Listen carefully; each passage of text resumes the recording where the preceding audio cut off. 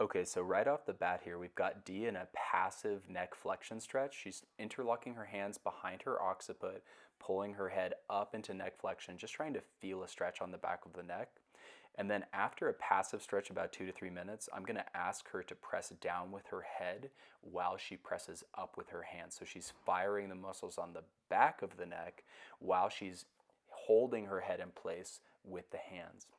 That's going to accentuate the stretch, accentuate the stretch.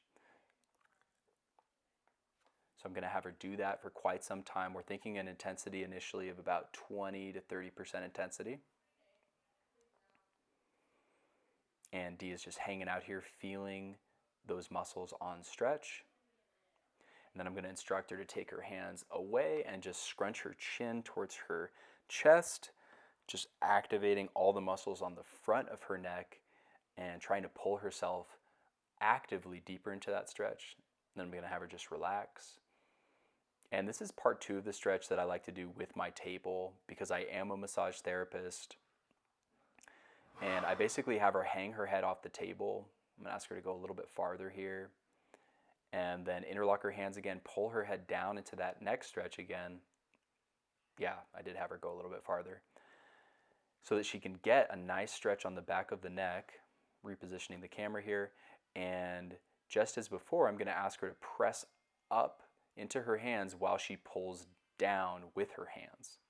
So she's actually activating the muscles that are on stretch to try to pull her head up, but she's holding her head down, so no motion is occurring. No motion is occurring. I'm taking my shirt off because I'm working, right? Can't have layers on while you're working. Perfect. And then as a massage therapist, I'm always tempted to put an elbow into people's backs. So I'm just feeling around. We started on the left side of her back, and I'm not really making anything happen here. The most important thing that's happening is her pressing her head up into her hands.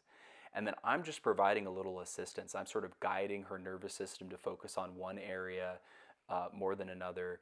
You know, your neck muscles go all the way down into T12 via the trapezius. So your neck actually starts, the functional neck starts way down in the back. And so while you might feel it up top, there's connections all throughout the body via the connective tissue system. So I'm just feeling around, just doing her thing. I told her if she needs to take a break or come up for air or she feels uncomfortable, that she can take a break at any time. So she's just holding, putting pressure up into those hands. I'm kind of just lightly digging around, putting elbow pressure into specifically different ribs and different vertebral segments. You know, I might do a little bit of traction. I might do a little bit of reverse traction. Is that a thing? Reverse traction. I might pull the rib in towards the spine. I might pull the rib away from the spine. I'm just giving inputs, right? And as a passive input, you know, passive inputs aren't super important, but they do help with proprioception and the client, you know, sensing and, you know, maybe facilitating a little bit of lymph flow. And you can tell she's good to go. She's just holding this, she's breathing, she's just hanging out. And the most important thing is for her to just keep that upward tension, pressing her head up into her hands while she pulls down with her hands. And she's pretty tied up. I asked her about maybe halfway through this that we're watching right now, you know, how are your shoulders, right? How are your shoulders? Because if your shoulders are tight, I mean, they're neighbors to the neck, right? And give her a little pat. It's time to take a break. We just did the left side. People always move slow when you're working on their neck. When you really stretch the neck, there's almost a cue to the nervous system like, hey, it's time to move slow. There's no jerky, fast movements anymore. I had to go straight into that scrunching the neck motion where now she's really activating a strong contraction of all the stuff on the front side of her neck, which if done properly should actually pull on the muscles on the back side of the neck. Good, time to relax, time to take a break.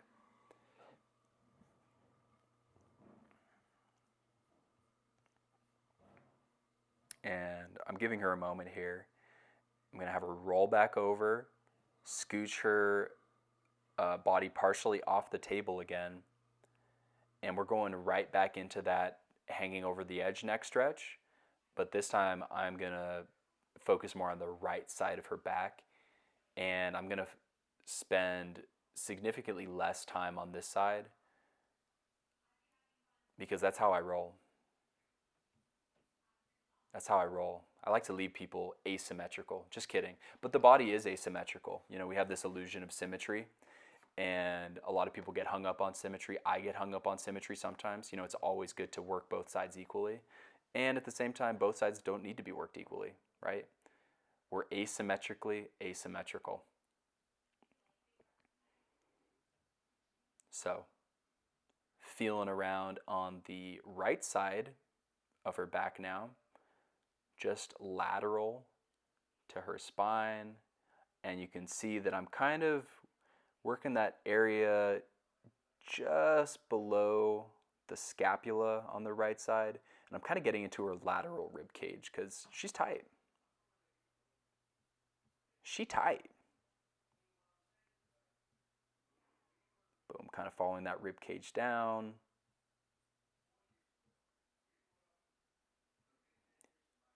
You know, the cool thing and the kind of the lame thing about being a massage therapist is that, you know, you can think you're doing God's work and being all technical and it's like you know exactly what you're doing. No, you don't. No, you don't. You're just feeling around. You get a really exquisite sense of touch, but, you know, passive therapies are always beaten out by active therapies. Passive therapies are always beaten out by active therapies. And the active therapy here is that D is doing 80% of the work.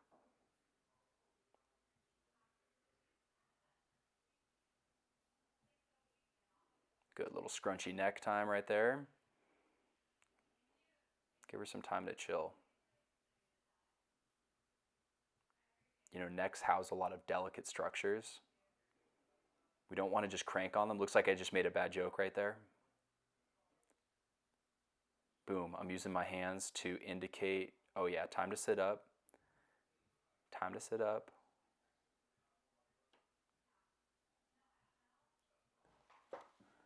Look, she is either loving this or she's like, what did I get myself into? It's hard to tell.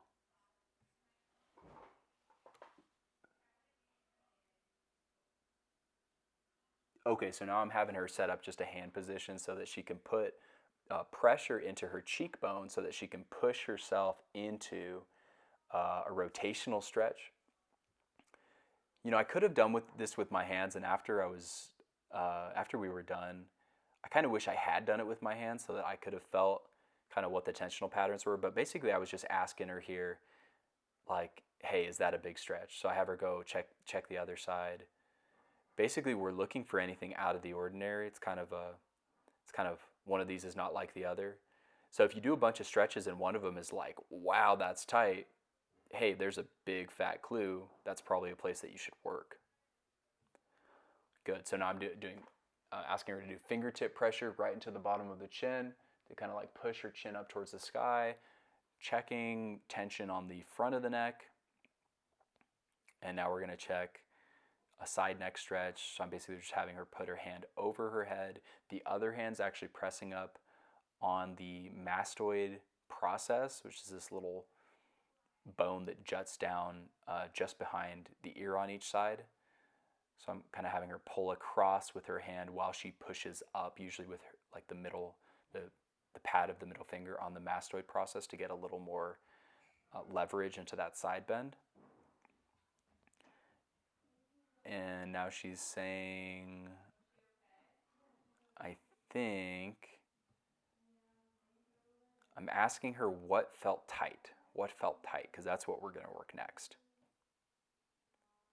Oh, look, I've got my hair's going all crazy in the back. That's awesome. Great.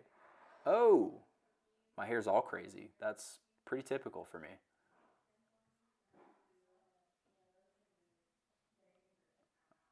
I'm checking my watch. I forgot my watch that day. I do not feel right when I go to work without a watch. Oh yeah, so now we're doing a passive stretch. She's doing a passive uh, cervical lateral flexion stretch, just a side bending stretch in the neck.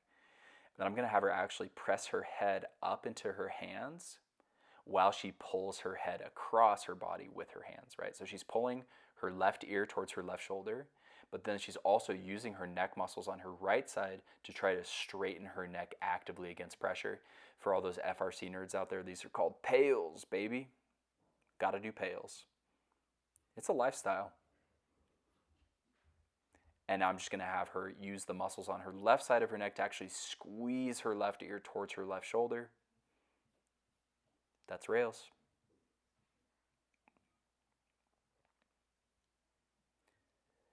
For anyone who's new to the terminology, PAILS means progressive angular isometric loading.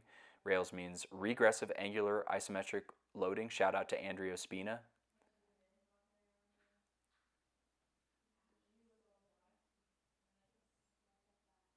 Good, so I'm just taking her through it again. Push up into your hands while you pull your head down using your hands.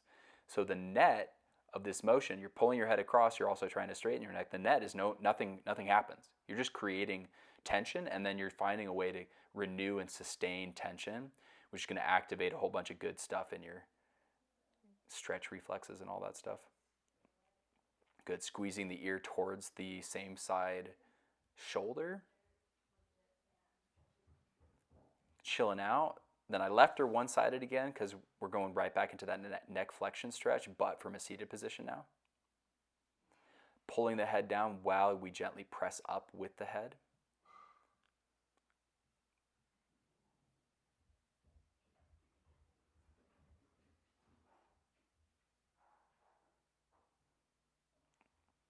I feel like I should have better things to say in these moments in between transitions to new stretches.